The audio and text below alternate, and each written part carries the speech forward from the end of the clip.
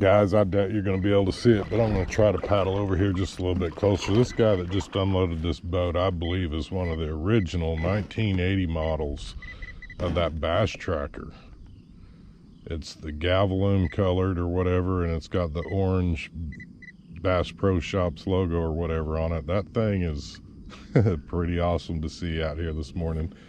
Those boats they're old and they're antique, if you will. Probably an 80s model somewhere in there. That's pretty awesome to see.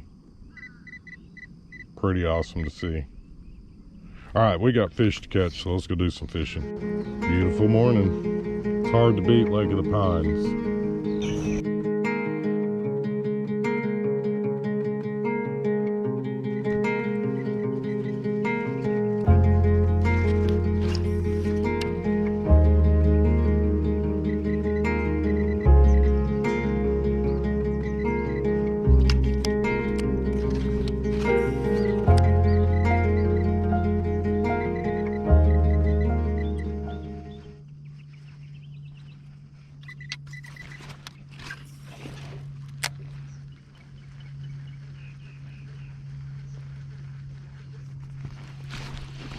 There we go. Ah, dag nabbit. Yep. Oh, sheesh. Yep. Oh, sheesh. He was on. We just lost it. I'm 99% sure that was an alligator gar.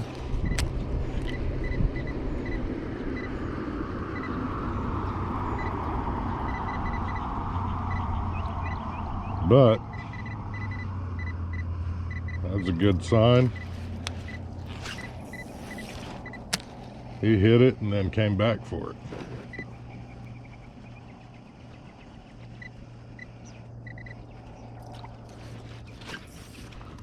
Yeah, there's a bunch of fish right in here working this top of this water, and it may be nothing but gar. I don't know. There's one to my right, directly over my right shoulder, and then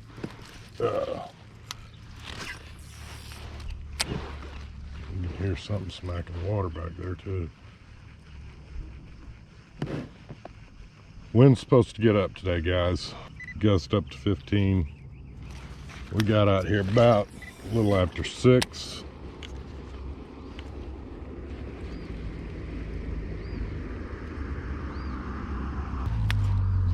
So we've been out here maybe 30 minutes or so.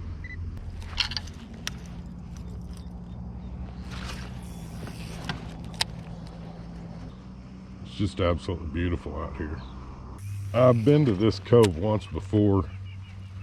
This is Brushy Creek, and this is the little dam that's at Brushy Creek. As you can see, if you're curious, the water level's around 9.5, 10 foot deep over in here. And I'm not too far off the dam, maybe 30 yards or whatever. There was actually a pretty good bunch of bait fish up there at the boat ramp, and stuff was hitting all around the boat ramp. Ended up with a tangled up, knotted up mess with one of my rods, and by the time I floated out, just the wind blowing me, it was done. I'm gonna go down here to the end, check it out. Told the wife the last time we came out here, I was really surprised we didn't think about trolling this dam, this part of the dam. We was out here for a half a day or whatever fishing.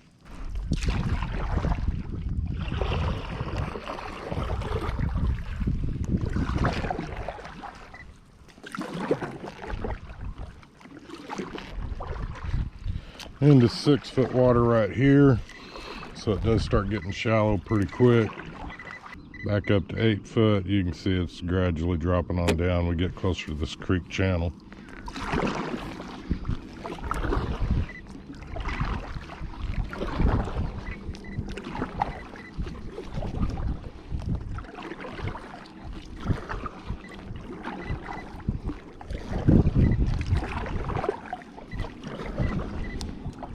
There's a couple of places I wanted to go, but I did want to try to troll this before we went out a little bit further. Figure why not while we're this close.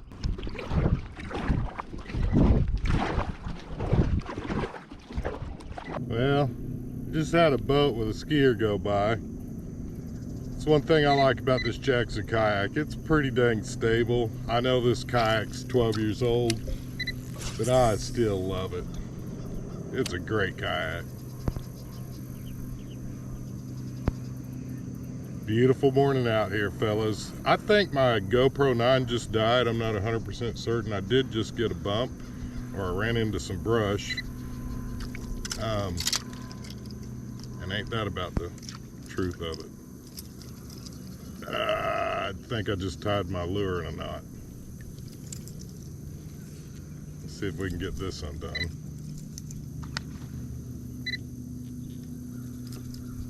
That was lucky. All right, did you hear that fish just flap? I'm not sure where it was. Here we go. Some more waves from the guy that's pulling the... Ah!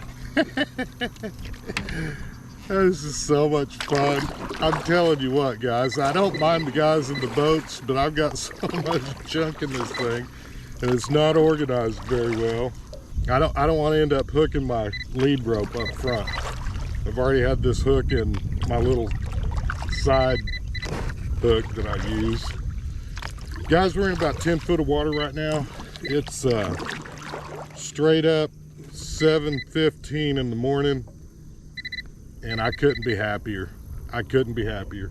Guys, I'm not gonna lie, I've been looking for a new kayak. If you guys watched last week's video, you know that I mentioned that I was building that trailer out, and man, there was some awesome boats that came out at the little boat show they had last weekend, and it totally, I've changed my mind as the direction I'm going.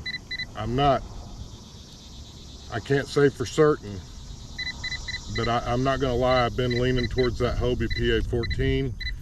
My problem for me on that Hobie PA14 is by the time you buy that boat, especially the 360 drive and the red one I was looking at, and if you put any kind of motor on it or even a decent fish finder or whatever, guys, it wouldn't take long. You'd be up in that $8,000–$10,000 range, and I don't have that kind of money. I love the looks of that boat, and it's awesome, but basically out the door price on that red and black one, and this is working with a dealer that was actually doing me a solid. I feel like he was giving me a little bit of a discount. At the end of the day, I think the out the door price, let's just say it was $6,500. I don't remember. Excellent buy. I'm thankful that they were willing to work with me. It's just like I say, by the time if you just put a mediocre motor on it, you're at $8,000. And I'd love to say I'm a professional fisherman. I'm not. I'm a hobbyist. I love it. Just the same with my bow hunting. If I can put meat on the table, that's what it's all about for me. I do have every intentions of hitting some tournaments this year. And guys, that's going to be awesome. I'm going to have fun doing that. But I can't justify the $8,000 in a kayak. I know it's stable, I know it's state of the art, and I also know that there's a bunch of people right now complaining about, you guys ever gotten a rat's nest like this? I mean, how does that even happen? Lots of complaints about Hobie warranty right now. I'm not saying there's a problem with the warranty program. I don't have a Hobie. The only Hobie I've ever been in was my dad's. He bought that PA14 back when I bought this boat, which was back in 2011. And I know back then, one of our biggest priorities was smaller lakes, being able to put this kayak on top of my camper, and my wife has one as well. But at the end of the day, we no longer have that camper. I don't mind trailering. We live in a new state. We're only 30 minutes from Caddo Lake, Lake of the Pines, and Martin Creek, all three of which are phenomenal fishing lakes. And